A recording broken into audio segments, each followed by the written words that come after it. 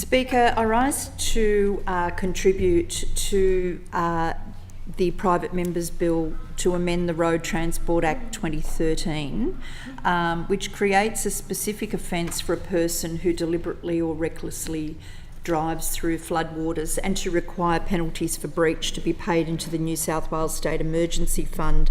I will not be supporting this bill, I will say at the outset. The bill proposes that a new offence would attract a maximum court fine of 5 penalty points or $550. While the behaviour that the bill seeks to deter is acknowledged as presenting significant risk to the driver, passengers and police, not to mention emergency service workers who would have to deal with the consequences, there are in fact existing offences with higher penalties that would be more appropriate for police to consider. And I've got to say that it is more appropriate that the police deal with these matters and have consideration of the full factors and consequences of the immediate situations. The member for Liverpool has previously gone through what those higher penalties are, so I will not re-prosecute that case. But it is also interesting to mention that the bill does not define floodwaters, and without a definition, such an offence would be difficult to enforce. Enforcement would be further complicated by the variable factors such as a vehicle type and the crossing involved. And Speaker, I've got to say that I don't think there's a member in this place who has not seen a flood situation which is reported on the news and see people who are in vehicles and who very, very stupidly think that they can brave the conditions and drive through floodwaters. And we all say, what the heck were they thinking? And it's not just floodwaters which might be from rivers or creeks or tributaries. It could be rising floodwater. It could be drainage issues which arise after a heavy downfall. And I know that in Penrith we have a vast tract of the Nepean River which falls in my electorate, and there is housing on either side of this river. And I've got to say that predominantly most of the residents, I would like to think, know exactly how to take instruction from the relevant authorities, be it the SES, emergency services, police, whoever is attending on site, and not drive or attempt to drive through floodwaters, or walk for that instance. And you know, we have seen some youth try and swim through floodwaters. Very, very dangerous and very high risk.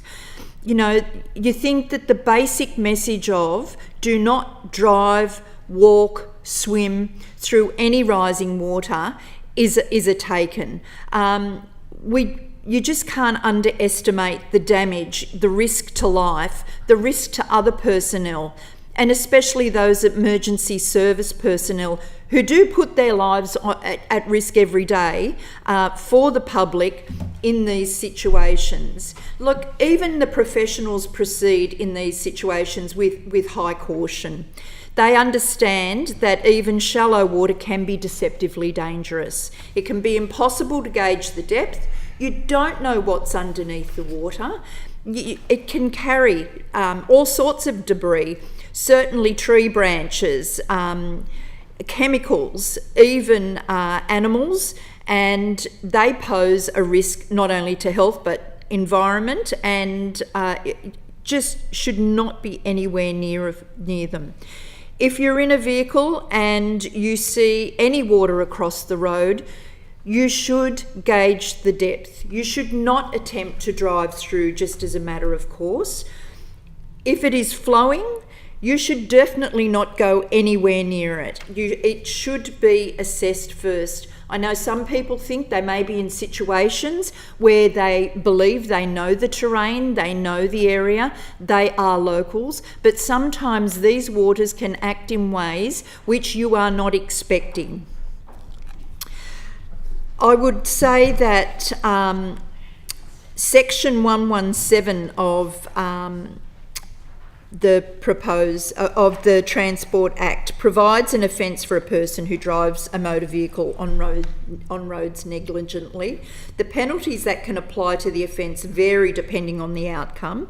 For example, where the negligent driving occasioned death or grievous bodily harm, significant penalties, including lengthy disqualification period and imprisonment, can apply. In this proposed bill, it seeks to insert a new Section 118A into the Road Transport Act to create this specific offence for a person who deliberately or recklessly drives through floodwaters, and to require penalties for breach of the prohibition to be paid to the New South Wales State Emergency Fund. Well, I think I've already gone through the reasons why this should be a matter which is determined by police and ultimately the courts. It really is a matter which should be left for the relevant authorities to deal with. Can I just say that, Speaker, when Transport for New South Wales, which has consulted with both New South Wales Police, the Department of Communities and Justice, and these agencies support the position that the bill be opposed, then I think we are on fairly solid ground. I would also say that the reviews and the studies that the member for Liverpool referred to in her contribution in this House also lend weight to the fact that this bill needs to be opposed. Given that there are existing offences under the New South Wales legislation which deal more than adequately with this type of driving behaviour, members should really think about not supporting this bill. Look, in Penrith, we are a fairly flood-prone area. I know we're not like the Northern Rivers. We have very unique situations as well. We have major problems with flood evacuation. We have actually, in the city centre of Penrith, we have housing caps on what can be built because of the constraints we have around flood evacuations. We just do not, at the moment, have the ability to be able to get everyone out in the length of time which is needed. Early warning systems this government has put in place, SES alerts, have really played their part, but I think going back some considerable amount of time, if we had the information that we now know about how flooding works in the Penrith area, it doesn't all come down the river. We have many creeks and tributaries that flow into the river below the dam, which cause nearly half the flooding in our particular area, and then unfortunately it flows further on down into the Hawkesbury.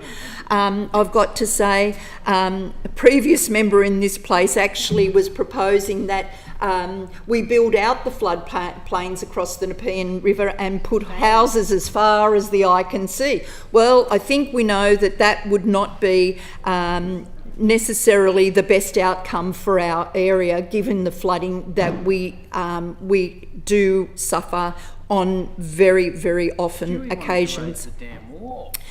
We have to really think about the bill and the consequences, because every time you introduce a piece of legislation like this, there are resultant consequences.